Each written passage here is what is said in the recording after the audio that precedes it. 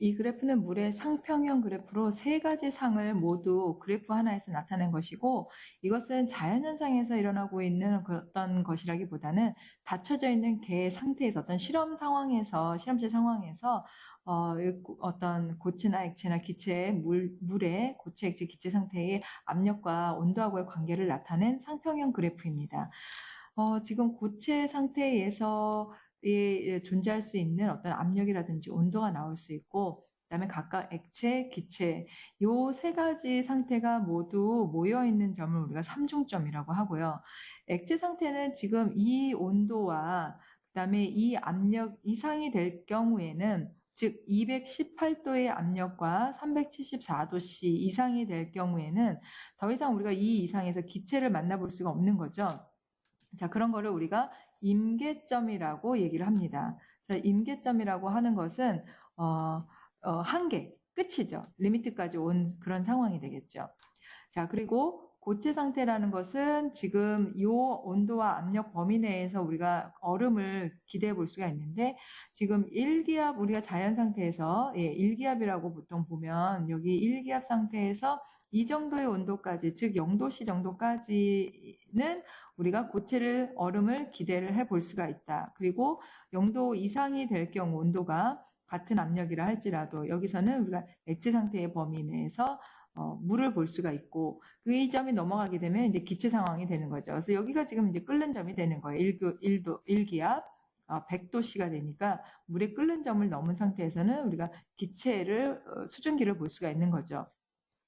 자, 온도가 이 지점이 되고 압력이 이렇게 지금 쭉 올라가면 이때 끓는 점도 점점 달라진다는 걸 알 수 있어요. 그래서 이 부분 같은 경우에는 증기압력 곡선이라고 표현을 할 수가 있고, 여기서는 융의 곡선, 즉 녹는 점과 어는 점이 같아지고 있는 그 평형을 이루고 있는 이 상태에 여기를 우리가 융해 곡선이라는 표현을 씁니다.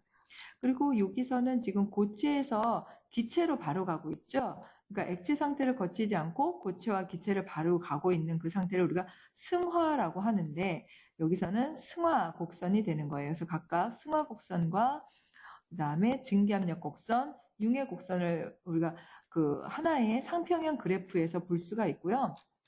물은 자연계에서 세 가지밖에 안 되는 그런 특이한 물질들이 있는데, 그 중에 물이 들어간다. 즉 고체하고 액체의 어떤 융의 곡선이 이렇게 음의 기울기를 만들고 있어서 고체상 쪽으로 이렇게 기울어져 있죠.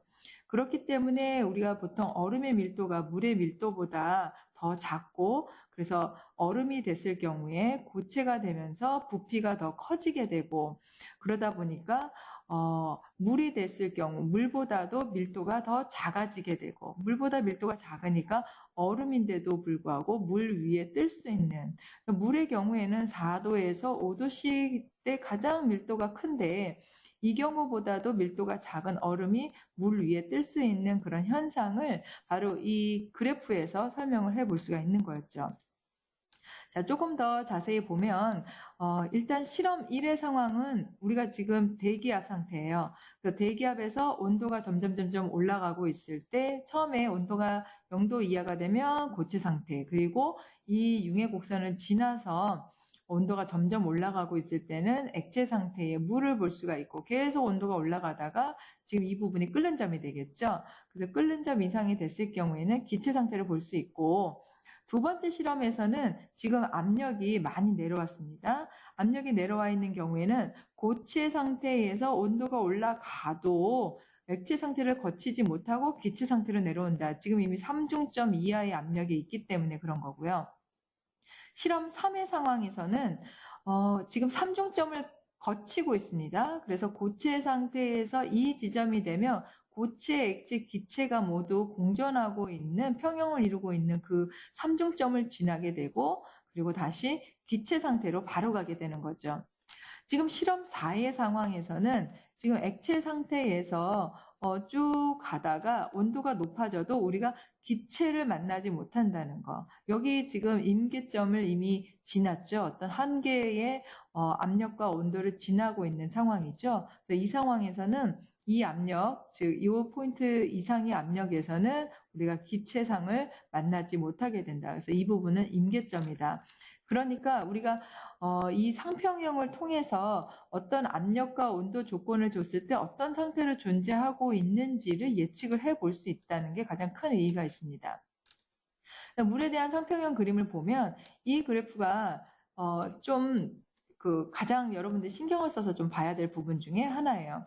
지금 압력이 일기압인 상태에서의 어떤 녹는 점하고 그 다음에 압력을 조금 올려줬을 경우에 이 그래프의 기울기가 기울어지는 바람에 지금 녹는 점이 약간 왼쪽으로 이동했다는 거. 이건 무슨 얘기냐? 이 부분을 설명하기 위해서 이제 스케이트라든지 아니면 복빙 현상이라는 거를 많이 설명을 하는데, 스케이트는 아주 날이 추울 때보다는 적당히 추운 날 더 하기가 좋다 그러죠. 외부에 있을 경우에. 왜냐하면 여기 지금 이게 얼음판이에요. 그래서 얼음판에 너무 꽝꽝 얼어가지고 마찰이 없을 경우에는 이게 제대로 스케이트를 앞으로 놓을 수도 없고 뒤뚱뒤뚱 하다가 이제 넘어지는 경우가 더 많아요. 왜 그러느냐? 내가 스케이트 칼날을 가지고 이 위에 섰을 때 이 날이 지금 내 무게를 받치고 있죠.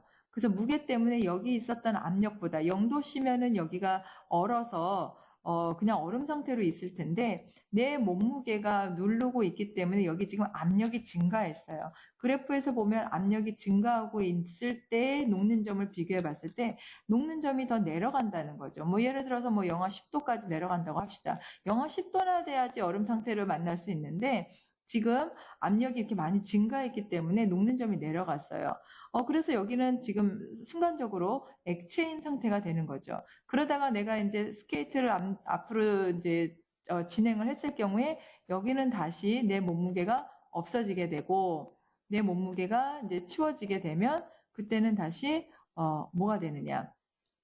그때는 다시 그려보면요. 여기 이제 얼음이 있었는데 내가 여기 있었다가 내가 앞으로 나가게 되면 여기는 순간적으로 내 몸무게를 지탱했던 것이 없어지니까 다시 압력이 낮아지는 거예요. 압력이 낮아지게 되니까 녹는 점은 순간적으로 또 올라가게 된다. 아까 뭐 영하 10도여서나 얼었을 것을 지금 다시 녹는 점이 0도씨 정도가 된다는 거죠. 그래서 이 부분에서 우리가 지금 각각 그 압력에 따라서 녹는 점이 달라진다는 걸 설명을 해볼 수가 있습니다.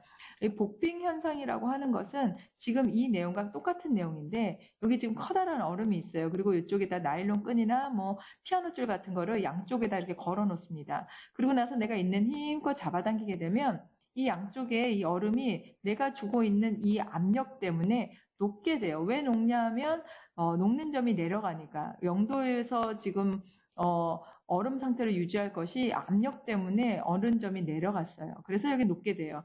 쭉 압력을 주고 여기 통과하게 되면 이것이 얼음이 두 동각으로 나느냐? 그렇지 않다. 얼음이 다시 붙어요. 내가 지나온 자리는 얼음이 다시 붙어버립니다. 왜 그러느냐? 이미 압력이 제거되어 있는 상황에서는 압력이 다시 내려갔기 때문에 어는 점, 녹는 점이 다시 어는 점, 녹는 점 같죠? 예, 다시 올라간다. 그래서 여기서는 다시 얼음이 생성이 되는 거죠. 이 물의 상평형 그래프를 통해서 우리가 물의 어떤 상태라든지 그리고 압력이나 온도를 변화 줬을 때 각각 이것이 어떤 상태로 존재하는지 그리고 이 그래프를 통해서 물론 닫힌 계에서 일어나고 있는 현상들을 여기 상평형 통해서 보여줬지만 이것을 통해서 우리가 또 일상생활에서 열려있는 계에서의 어떤 현상들도 설명을 할 수 있다는 거죠.